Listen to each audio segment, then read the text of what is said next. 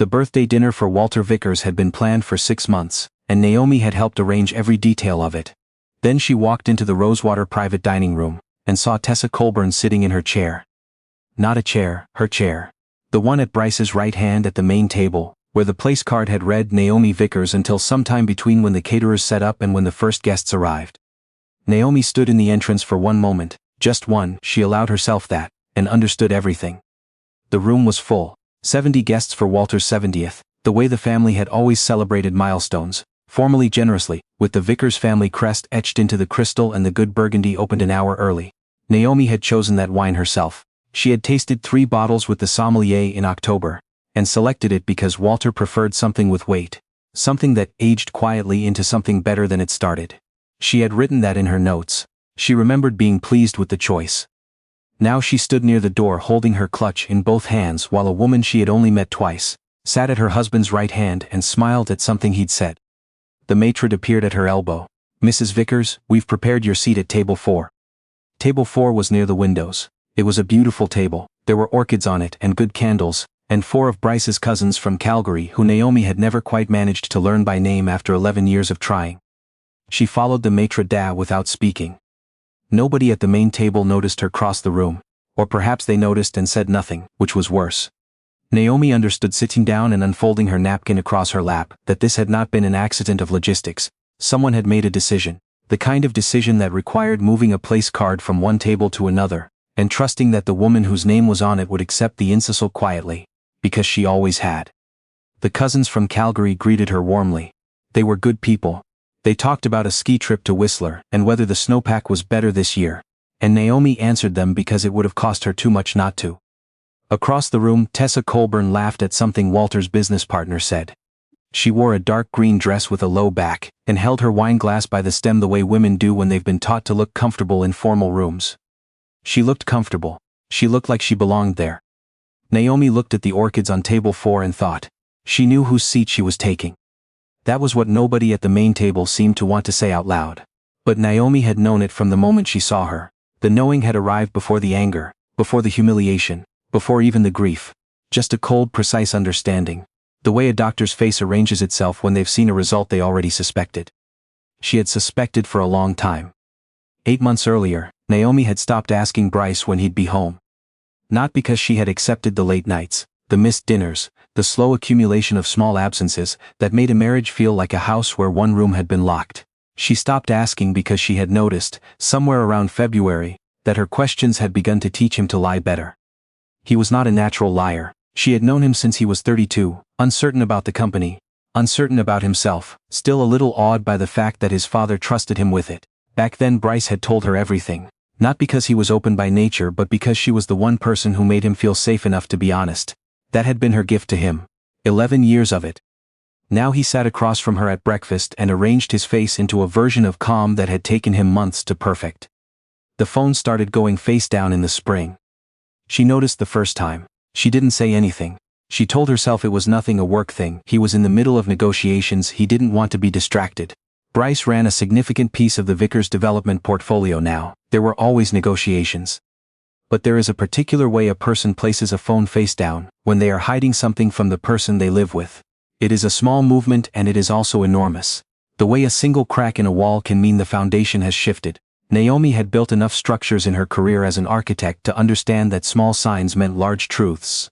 She had stopped taking commissions 4 years ago when Bryce asked her to, because the company needed her in a different way. She had believed him.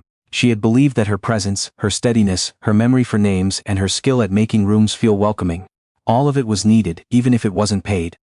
She hadn't built anything since.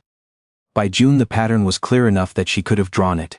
He came home late on Tuesdays and Thursdays. He smelled different, not of perfume exactly, more like the particular neutral smell of hotel soap, that clinical clean that belonged to nowhere and to everywhere. He had started his sentences differently. I was held up at the office became, there was a thing with the Queensway project became eventually, just you know how it is, with a tired exhale, expecting her to nod and hand him the rest of her trust. She nodded. She did not hand him anything. In July she found the email by accident.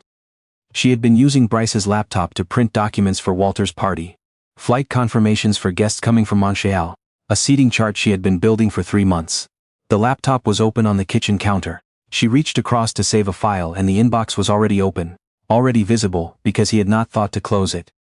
She did not read the email, she did not need to. The subject line said, "Just us." Bryce had told her he was at a conference in Banff that weekend. He had called her from what sounded like a hotel bar. He had asked whether she'd remembered to schedule the furnace inspection, and she had said yes, and he had said good, and they had spoken for 6 minutes about nothing real. Naomi stood in the kitchen with her hand still on the laptop trackpad. The furnace inspection. He had called from wherever he was, from whoever he was with, and asked about the furnace inspection. She closed the laptop. She finished printing the seating chart. She placed Tessa Colburn's name on it later that week, under the small note she'd made herself, Bryce's colleague, Events Division, and put her at table 7, near the dessert station, far enough from the main table that it would read as courteous but not significant. Someone had moved that place card. She did not know when. She did not know if it was Bryce who moved it or if he had simply asked someone else to, the way powerful men sometimes outsource the things that embarrass them. It didn't matter much, the result was the same. Naomi Vickers, seated near the back with orchids and strangers, while another woman occupied the spot where she had sat at every family gathering for 11 years. That was the precise shape of it, stripped of everything else. He had decided she could be moved without consequence, because she had never yet shown him otherwise. The salad course arrived at table 4 just as Walter Vickers stood up across the room. He didn't tap his glass. He didn't wait for the room to quiet in the usual way. He simply rose, and something in the way Walter Vickers occupied a room, 70 years old, the weight of everything he had built sitting comfortably across his shoulders, made the conversation stop on its own. 70 years, he said. I've been trying to decide what a man is supposed to say at his own party when he reaches this particular number. The room laughed warmly. Naomi set down her fork. Walter looked around slowly, the way he always did when he was actually looking and not performing the act of looking. He had eyes that missed very little. It was the quality Naomi had admired most in him when she first met him, and the quality she suspected Bryce had inherited the least. His gaze moved across the main table. It landed on Tessa Colburn for one quiet moment, then it moved to the window tables. It found Naomi. He stopped. The pause was brief. 2 seconds, perhaps 3. But Walter Vickers had been in enough boardrooms to know that 2 seconds of deliberate silence in front of 70 people meant a decision had been made. Before I say anything else, he said, his voice unchanged, I'd like to ask my daughter-in-law to come to this table. The room shifted. That particular quality of attention that fills a space when something unscripted has happened. Not alarm exactly, but awareness, moved across the guests like a current. Bryce looked up from his plate. His expression told the room everything it needed to know. Not confusion, not question. The specific sunken look of a man who understands that the arrangement he made is no longer invisible. Naomi did not move immediately. She looked at Walter across the length of the room and understood that this was not a rescue. Walter was not a man who rescued people. He was a man who named things accurately and then waited to see if anyone would argue. She stood. She walked to the main table the way she had walked into every room in this family for 11 years. Straight spine, quiet hands, the practiced ease of a woman who had learned that composure was the only armor that didn't eventually show. The chair Walter gestured toward was the one at his right hand. The seat his late wife Eleanor had occupied at every family gathering until she passed 8 years ago. It was always left empty at events. A kind of presence through absence, the way the Vickers family marked the people who had held them together. He gestured to it. Naomi hesitated for only a moment. Naomi, Walter said, and his voice was quiet enough that not everyone heard it, though everyone understood it. You are family, sit with your family. She sat. The room exhaled. Bryce's face had gone the particular color of a man who believed his careful arrangement of the world was invisible to the people who loved him most. Tessa Colburn set her wineglass down without drinking from it. She looked at the tablecloth. She did not look up again for a long time. Walter continued his speech as though the interruption had been scheduled. He spoke about the company, about Eleanor, about what it meant to build something meant to outlast you. He spoke about inheritance. Not money but the other kind. The way a man's choices follow his name through every room his name ever enters. The way a family that looks away from cruelty becomes in time complicit in it. He did not look at Bryce while he said this. He did not need to. Naomi sat at the main table and felt the peculiar weightlessness of a woman whose worst fear has already arrived and turned out to be survivable. She had imagined this moment before. Not this exact scene, the birthday room, the orchids at table 4, the guests going carefully still, but the shape of it. The moment when the things she had been carrying privately became impossible to carry alone. She had rehearsed different versions of herself in those imagined moments. Sometimes she was furious. Sometimes she said exactly the right thing, and the room understood her completely. She had not imagined sitting quietly in her chair with her hands folded and feeling, more than anything, a strange relief. Because the weight of knowing a truth that no one else will name is its own particular exhaustion. She had been carrying it since July. Longer if she was honest. The body knows things before the mind agrees to look at them. She had known something was wrong in February, when Bryce stopped reaching for her hand in public. She had known more specifically in the spring. She had known precisely and completely since the email subject line. And she had said nothing, because saying it out loud required deciding what she would do about it. She hadn't been ready to decide. She was ready now. Across the table Bryce had composed himself into something resembling calm. He was good at surfaces. He had always been good at surfaces. She had spent 11 years mistaking that skill for depth. "You didn't have to do that," he said quietly, leaning toward her during the applause after his father finished speaking.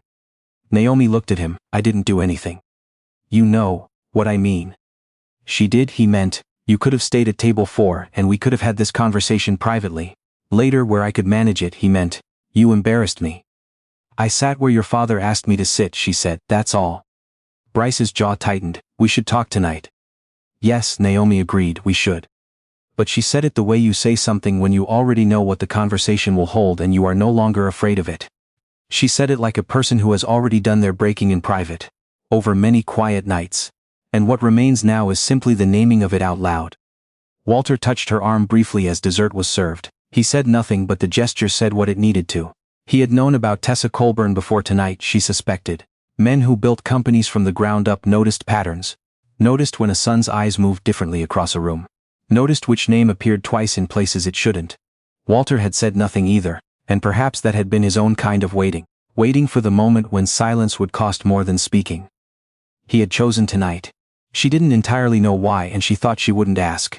Some things don't need to be explained to be understood. Tessa Colburn left before dessert was finished.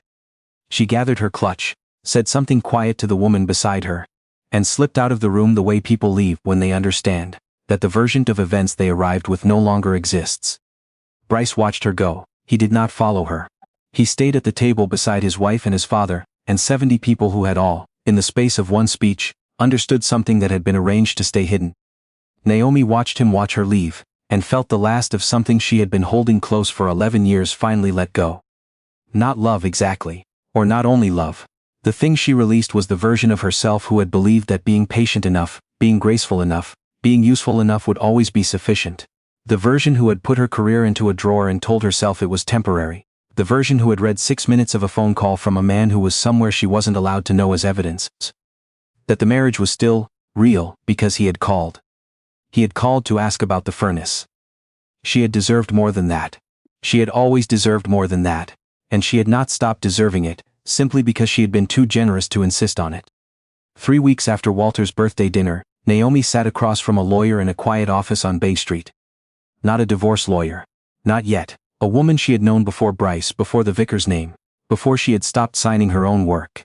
Someone who had watched Naomi give things away quietly over the years and had the good sense not to comment on it until Naomi walked through her door and sat down.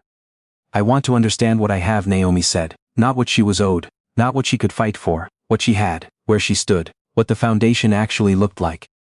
Walter had already moved on his own. She didn't know all the details yet, and she suspected she wasn't meant to. But 4 days after the dinner, a letter had arrived on Vickers Group letterhead. Not from Bryce, from Walter, asking her to remain on the charitable foundation board in her own name, with full standing.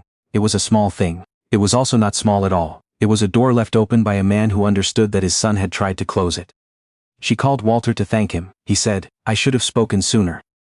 She said, "We both should have." There was a pause, and then he said something she would think about for a long time. "Naomi, my wife Eleanor used to say that the most dangerous thing a family can do is be polite about the things that matter. I spent years thinking she meant other families. I understand now she always meant us." After she hung up, Naomi stood by the window of her home office. The room she had designed herself, the only room in the house that still felt entirely like her, and looked at the city for a long time. She had arranged the wedding flowers. She had coordinated every move from the condo to the house. To the house after that, she had kept every calendar, remembered every birthday, made every room in their shared life feel warm enough for a man who ran a cold company. She had done it because she had loved him, and because love had felt like reason enough to be generous. It was still reason enough looking back, Love was not the mistake. Staying silent when silence stopped being grace and started being erasure. That was what she would not repeat. She did not know yet what came next. She did not know if there would be a divorce, a long and complicated separation, or something harder to name. She did not know if she would return to architecture, though she had begun looking at her old files in a way she hadn't allowed herself to do in 4 years. The way you look at something you had convinced yourself you no longer needed, and realized the wanting had never actually stopped. What she knew was this. She had sat at table 4, with her hands folded in her lap, while another woman occupied the seat she had spent 11 years earning, and she had not made a scene, and she had not begged her husband to explain himself, and she had not wept in front of 70 people who would have remembered it forever. And when Walter Vickers stood up at his own birthday dinner and said, "You are family," she had walked across that room and sat where she was asked. Not because she needed his permission to belong, but because someone had finally said the true thing out loud, and it deserved to be answered with something true in return. There is a difference between being placed somewhere and being valued there. She had learned it the long, slow, expensive way. And now it was hers to keep. Walter's birthday dinner was on a Saturday. By Monday morning, Naomi had rescheduled every commitment she had made on Bryce's behalf for the next 6 months. By Wednesday she had called the firm where she'd worked before. They remembered her. They said to come in whenever she was ready. She wrote the date in her calendar, the one kept for herself, shared with no one, and closed her laptop and made herself a cup of tea in the kitchen, where she had spent 11 years making everything work for a man who had eventually forgotten to look. She drank it standing at the window, in the morning light. It tasted like the beginning of something she had every right to build.